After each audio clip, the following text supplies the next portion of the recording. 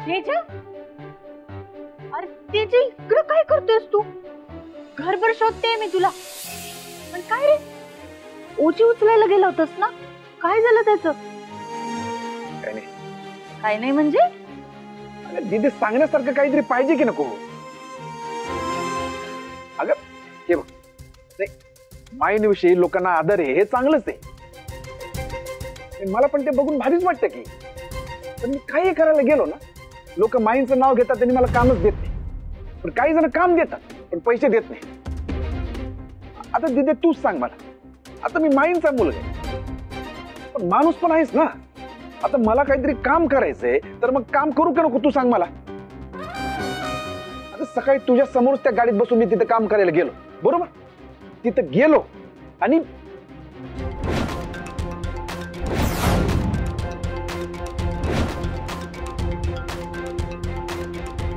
कामाचे पैसे द्या म्हणलं, तर मी एवढं काम केलं, टेम्पो भरला. तुम्ही विचार करा ना, तुम्ही या कंपनीत येताय, हमाली करताय आणि वरून त्याचे मी तुम्हाला पैसे दिले.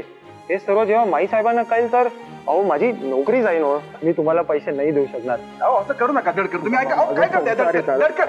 माझी नोकरी जाणार, मला माफ करा तेजादा. असं झालं सगळं.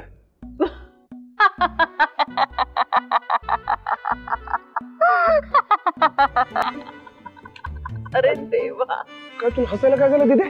अरे म्हणजे एवढं सगळं करून त्यांनी तुला पैसेच दिले नाही. दिदे तू आता सॉरी सॉरी सॉरी. हे बघ, सगळं ठीक होईल, पण एक लक्षात ठेवा तेजा, माईनी तुला आजवर काही कमी पडू दिलं नाही. तेच तर मला आता नकोय दीदी. मला तर स्वतः काहीतरी करून वैदींना गिफ्ट घ्यायचंय ग. होय, ते पण होईल. प्रयत्नांती परमेश्वर. सगळं ठीक होणार.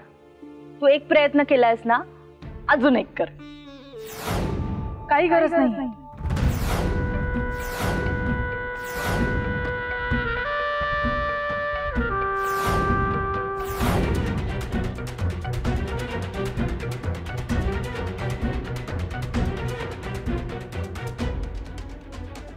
बघ, मी तुला आधी म्हटलं होतं की एक गिफ्ट वगैरे दिलं नाहीस तरी चालणार आहे, आणि एवढंच सगळं करून तर द्यायची त्याहून गरज नाही.